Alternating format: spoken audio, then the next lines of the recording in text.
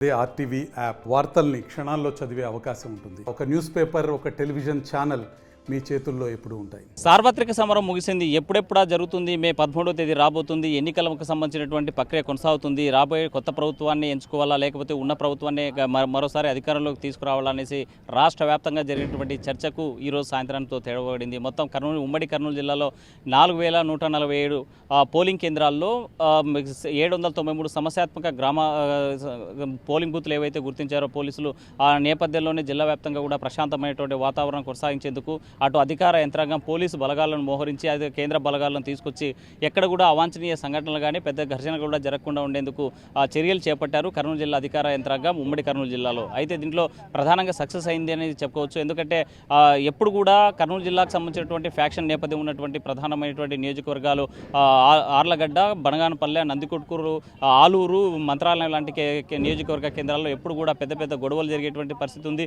ఉద్రిక్తమైనటువంటి పరిస్థితులు కనిపించేటువంటి పరిస్థితి ఉంది. మనం గత ఎన్నికల్లో చూసుకున్నట్లయితే మంత్రాలయం నియోజకవర్గం కగ్గల్లులో ఒకసారిగా ఒకరిపై ఒకరు కాల్పులు జరుపుకున్నటువంటి పరిస్థితుల్లోనే టీడీపీ అభ్యర్థి తిక్కారెడ్డికి కాల్పులు జరిగి దెబ్బ జరిగి కాలి గాయమైనటువంటి నేపథ్యంలోనే అలాగే ఎన్నికల ప్రక్రియ కూడా కొనసాగేటువంటి పరిస్థితి మనం గత ఎన్నికలు చూసాం. కానీ ఈ సంవత్సరం మాత్రం దీనికి భిన్నంగా చూసుకుంటే ఎన్నికల ప్రక్రియ చాలా సజావుగా సాగింది. 93 పోలింగ్ కేంద్రాలు అత్యంత సమస్యాత్మక గ్రామాలు ఉన్నాయి. ఇక్కడ ఎలాంటి అవాంఛనీయ సంఘటనలు జరగకుండా ఉండేందుకు పోలీసులు బందోబస్తు అదనంగా సెంట్రల్గా ఫోర్సు తీసుకొచ్చినటువంటి జిల్లా అధికార యంత్రాంగం సక్సెస్ అయిందని చెప్పవచ్చు. ఉదయం నుంచి సాయంత్రం 4 గంటల వరకు 5 గంటల వరకు ప్రశాంతంగా కొనసాగినటువంటి పోలింగ్ ఒక్కసారిగా నంద్యాల నియోజకవర్గం, ఆర్లగడ్డ నియోజకవర్గం సంబంధించినటువంటి కేంద్రంలో ఒక్కసారిగా ఉద్రిక్తమైనటువంటి పరిస్థితులు ఏర్పడ్డాయి. స్థానికంగా ఉన్నటువంటి అధికార పార్టీ సంబంధించిన వైసీపీ సిట్టింగ్ ఎమ్మెల్యే విజేంద్ర, అదేవిధంగా టీడీపీ నుంచి భూమా అఖిలప్రియ ఒకరిపై ఒకరు ఆరోపణలు చేసుకోవడంతో పాటు ఈ స్థానికంగా అఖిలప్రియకు సంబంధించినటువంటి వెహికల్లో అనధికారికంగా ఒక వాహనం తిరుగుతూ ఉంది. దీనికి అనుమతులు లేవు, పరిమితులు లేవు, ఎక్కడ కూడా పోలింగ్ కేంద్రాలకు తిరగకూడదనేసి పోలీసులు ఇంటి వద్దకు వెళ్ళి అడ్డుకున్నటువంటి నేపథ్యంలోనే ఆగ్రహం వ్యక్తం చేశారు అఖిలప్రియ. ఈ నేపథ్యంలోనే పోలీసులకి అఖిలప్రియకు మధ్య పెద్ద ఎత్తున వాదోపవాదాలు జరిగినటువంటి పరిస్థితి ఉంది. అయితే పోలీసులు నచ్చజెప్పడంతో ఒక వాహనాన్ని అక్కడే వదిలి తన సెక్యూరిటీ ఒకే వాహనంలో వెళ్ళినటువంటి సంఘటన ఉంది. అయితే పక్కన ఉన్నటువంటి స్థానికంగా ఉన్నటువంటి మరో పోలింగ్ కేంద్రానికి భూమా విఖ్యాత్ రెడ్డి లోపలికి వెళ్ళేటువంటి ప్రయత్నం చేశారు. ఆ నేపథ్యంలోనే అనుమతులు లేవు, మీరు లోపలికి పోలింగ్ కేంద్రానికి వెళ్ళాలంటే తప్పనిసరిగా స్థానికంగా ఉన్నటువంటి ఈ పార్టీకి సంబంధించినటువంటి ఎమ్మెల్యే అభ్యర్థి ఎవరైతే ఉన్నారో ఎమ్మెల్యే అభ్యర్థితో పాటు రావాలనేసి పోలీసులు అడ్డగించినారు. ఈ నేపథ్యంలోనే స్థానికంగా ఉన్నటువంటి వైసీపీ అభ్యర్థులు కూడా సంబంధించినటువంటి కొంతమంది ఏజెంట్లు తనను అడ్డుకోవడం జరిగింది. పోలీసులకు వీళ్ళకి మధ్య పెద్ద ఎత్తున వివాదం కూడా చోటు చేసుకోవడం నేపథ్యం అయితే జరిగింది. భూమా విఖ్యాత్ రెడ్డికి పోలీసులకు మధ్య పెద్ద ఎత్తున వాగ్వివాదం జరిగింది. దీంతోపాటు మరి కాసేపట్లో ముగియబోతుంది. ఇంకా పోలింగ్ ముగిసేటువంటి సమయం అయిపోయింది. పోలింగ్ బూత్లు కూడా క్లోజ్ చేసుకొని ఏదైతే తమ భవిష్యత్తును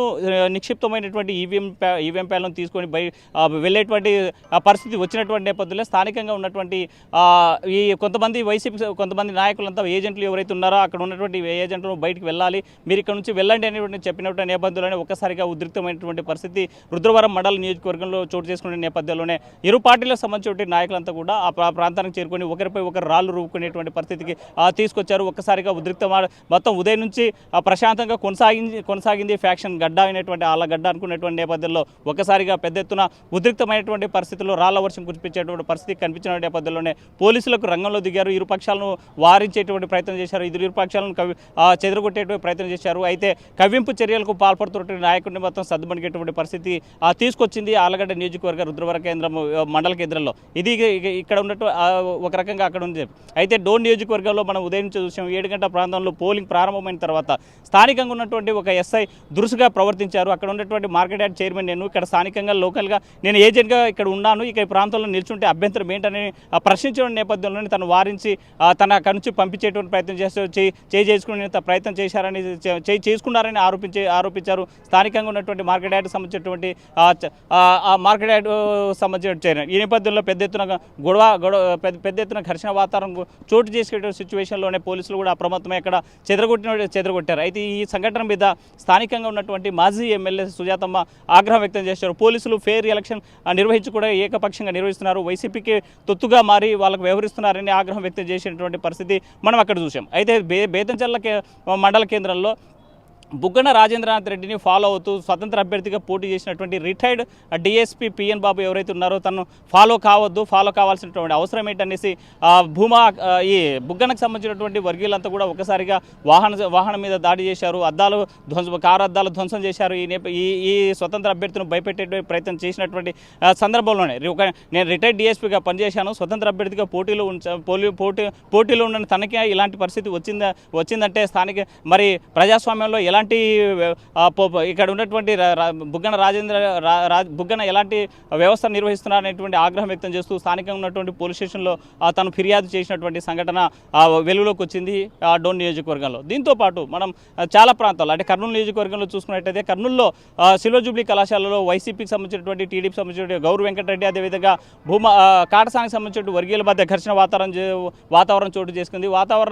చోటు చేసుకునే నేపథ్యంలో కాటసాని వర్గీయులు ఒక్కసారిగా టీడీపీ అభ్యర్థి అర్జున్ మీద దాడి చేసి గాయపరిచారు. తీవ్రంగా తలకు గాయం కావడంతో స్థానికంగా ఉన్నటువంటి ప్రభుత్వ హాస్పిటల్కి తరలించినటువంటి సంఘటన ఒకటి ఈ పాండ్యం నియోజకవర్గ కేంద్రంగా కొనసాగింది కర్నూలు సిటీలో. దీంతోపాటు మనకి పక్కనే ఉన్నటువంటి సి క్యాంప్ కేంద్రాలు కూడా ఇలాంటి వాదోపవాదాలు అటు వైసీపీ టీడీపీకి సంబంధించినటువంటి ఏజెంట్లు వాదోపవాదాలు తోపులాటలు జరిగినటువంటి సంఘటన మనం చూసాం. మరి ఈ ఉమ్మడి కర్నూలు జిల్లాలో ఎప్పుడు కూడా ఎలక్షన్ అంటేనే ఒక భయానకమైన వాతావరణం, ఎలక్షన్ అంటేనే ఉద్రిక్తమైనటువంటి పరిస్థితులు, ఎలక్షన్ అంటేనే గొడవలు ఘర్షణలు జరిగేటువంటి ఈ సిచ్యువేషన్లో ఎన్నికల కంటే భిన్నంగా ఈసారి చెదురుమదుపు ఘటనలు ప్రధానంగా చూసుకుంటే ఆలగడ్డ నియోజకవర్గ కేంద్రం జరిగినటువంటి గొడవలు తప్ప మిగతా ప్రాంతాల్లో మొత్తం ప్రశాంతంగా పోలింగ్ ముగిసిందని చెప్పవచ్చు. అయితే ఉదయం ప్రారంభం అయ్యేటువంటి సమయంలో ఒక్కసారిగా వాతావరణం మనం చూసి నిన్నటి దాకా మండే ఎండలను మొత్తం రాష్ట్రాన్ని కుదిపేసిన సంఘటన ఒకవైతే, మరోవైపు అదే స్థాయిలో ఎన్నికల హీట్ కూడా స్టార్ట్ అయినటువంటి సిచ్యువేషన్లో